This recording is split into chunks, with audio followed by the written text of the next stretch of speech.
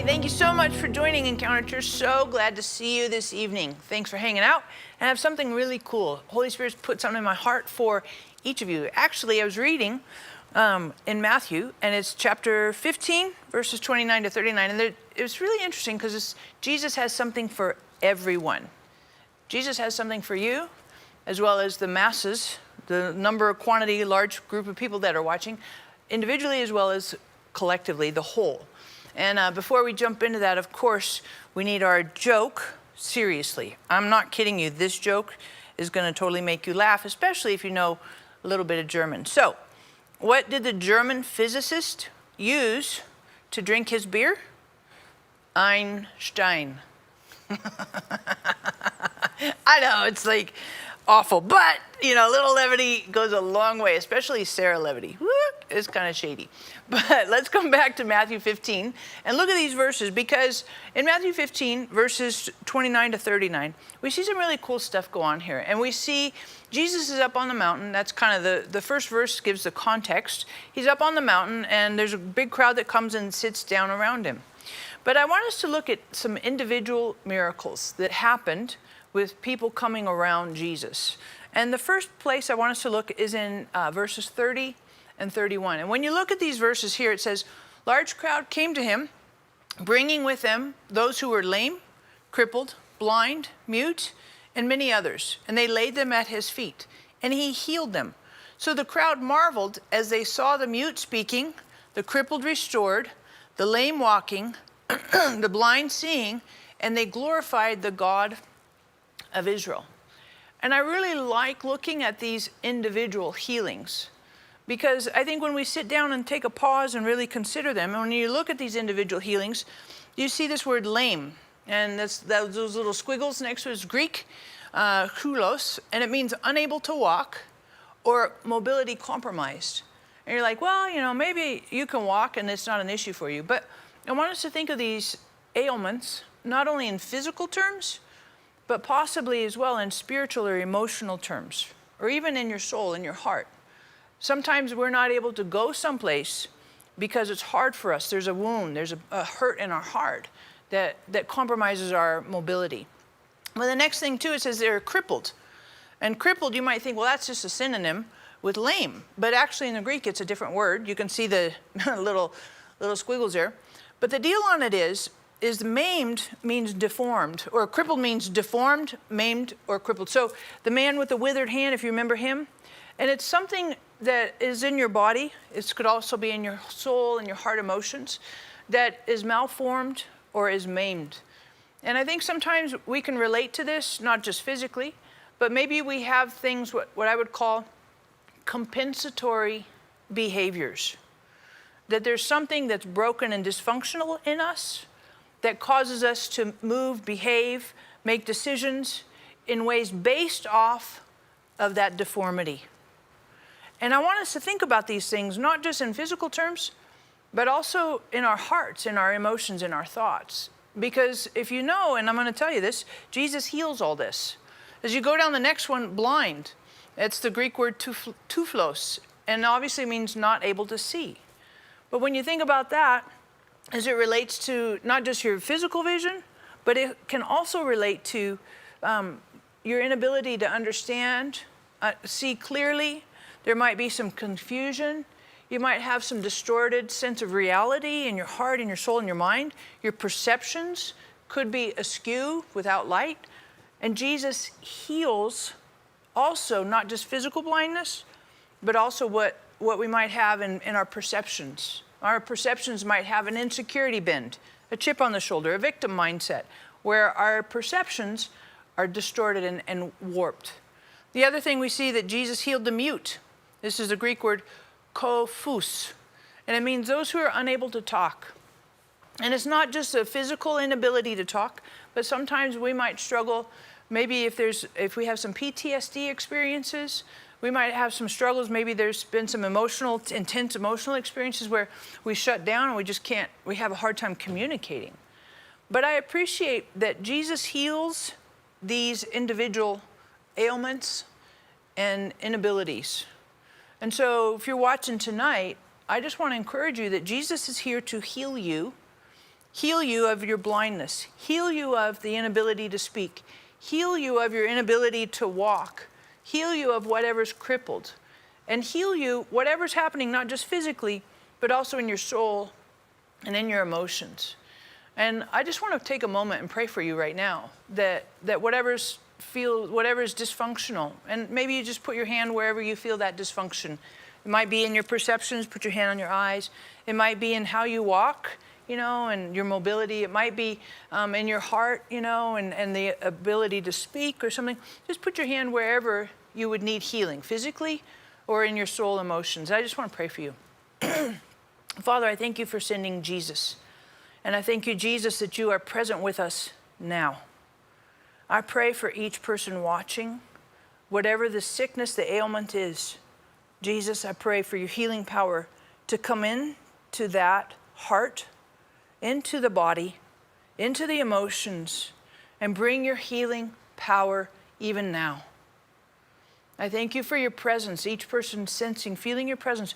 For those who don't feel you, I pray right now that you would encourage and strengthen their hearts. Pour your love around and into them. They would sense your presence with them now. Thank you for doing this, Jesus. We're grateful for you. In Jesus' name, amen. So I love that Jesus heals like individuals. But when I was reading this, it was moving to me because I thought, it's not just that Jesus heals individuals, because as you continue on in the next part of the chapter, in verses 32, 33, 34, it says that Jesus called his disciples to him and said, I have compassion for the people. And I really want you to appreciate that he heals all these individuals. He heals them of physical maladies. He heals us of not just physical, emotional, all these things. But as he continues, he doesn't just stop there and say, okay, peace out. He says this. Jesus called his disciples to him and said, I feel compassion for the people because they've been with me now for 3 days and they have nothing to eat. And I don't want to send them away hungry because they might faint on the way. So Jesus says to them, how many loaves do you have? And they said, we have 7 loaves and a few small fish.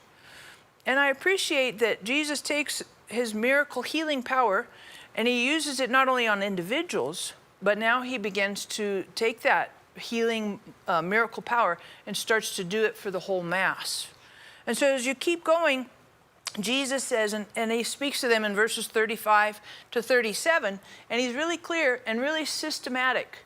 It's not just pandemonium, it's very systematic. So he says this, he directed the people to sit down on the ground. So he didn't want just this mass milling around. And when we read it, we know there's like 4,000 people, plus women and children. So he has them sit down on the ground, so there's structure and systems. And then it says he took the 7 loaves and the fish, and he gave thanks.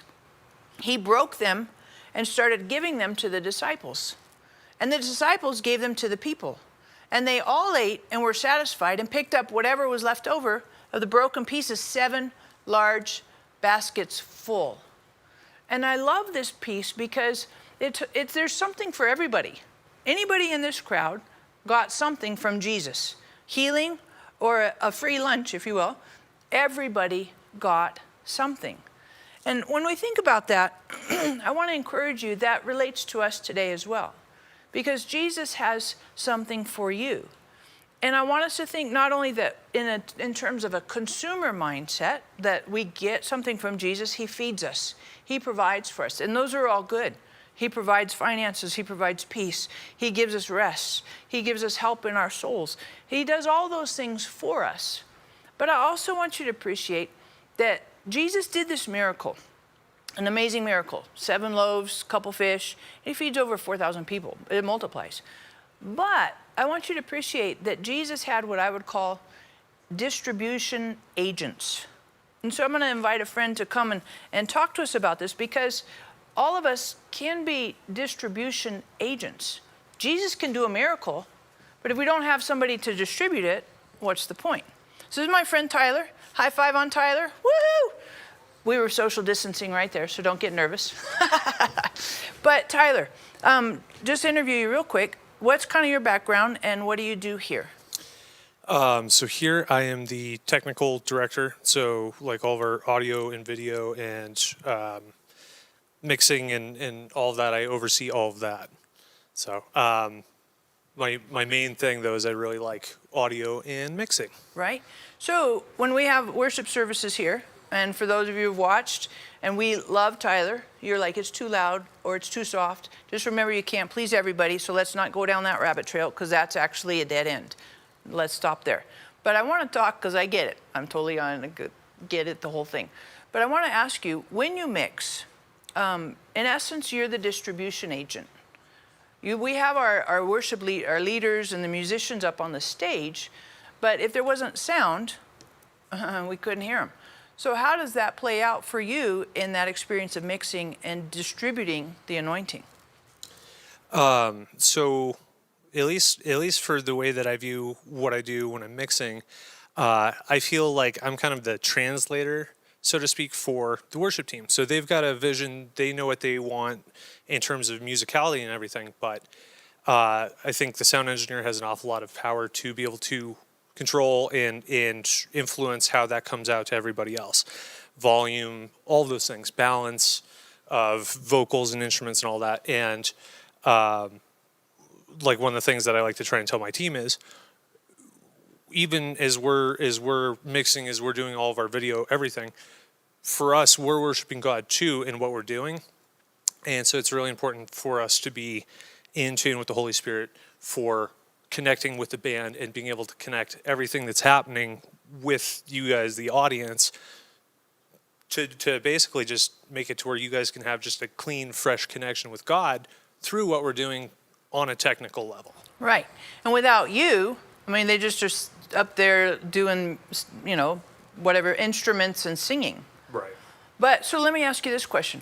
So you're in a worship set, if you will. You're here on a Sunday morning and you're mixing. Mm-hmm. And when you're in the room and we have our congregation, what is that like for you live?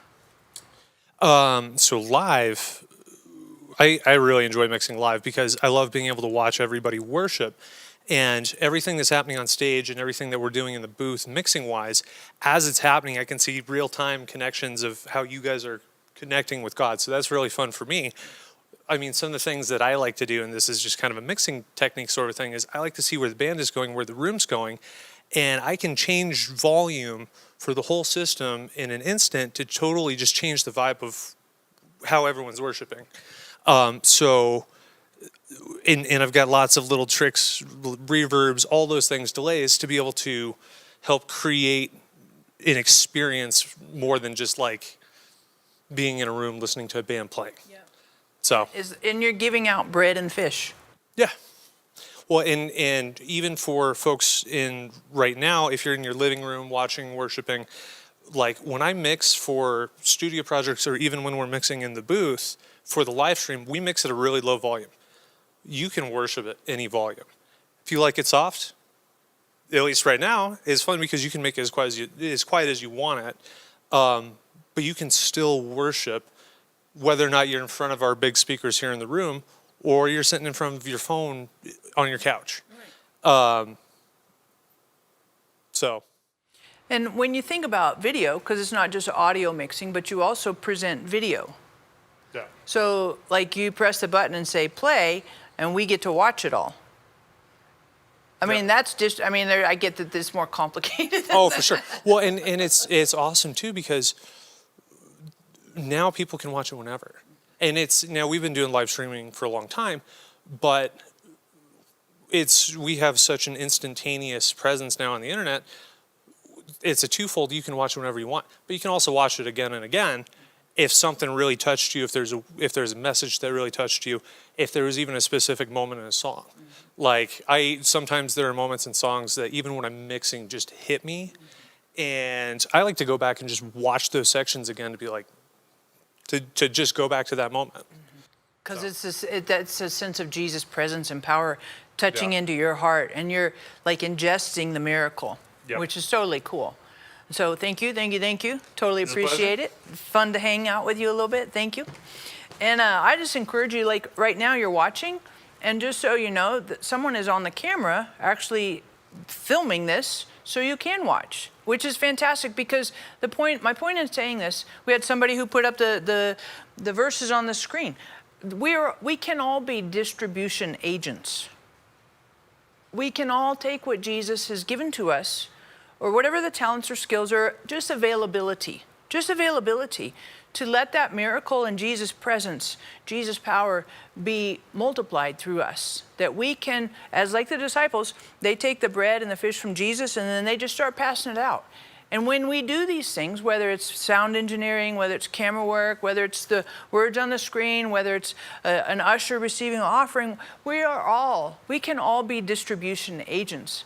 So I just encourage you tonight, as you watch, a couple things that you can take away, that Jesus heals us, not only physically, but also in our emotions, in our heart, and our soul.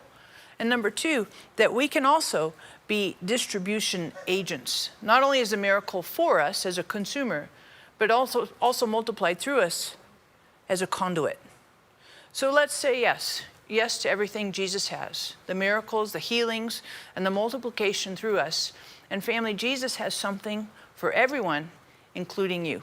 So thank you so much for watching. Completely appreciate your time and your listening and attention. Of course, if you'd like to share this, that'd be fantastic. Give a thumbs up, some comments, all the feedback. Thank you for liking us and subscribing on YouTube. We appreciate you, and we're eager. I know we're kind of chomping at the bit to get back and hang out together. I get to see people a little bit here and there. The food drive was fantastic. I mean, really, and it's like I can't wait to see you guys and hang out with you again. We love your guts. Mwah. Sunday is Sean Smith. You're going to love him. God bless.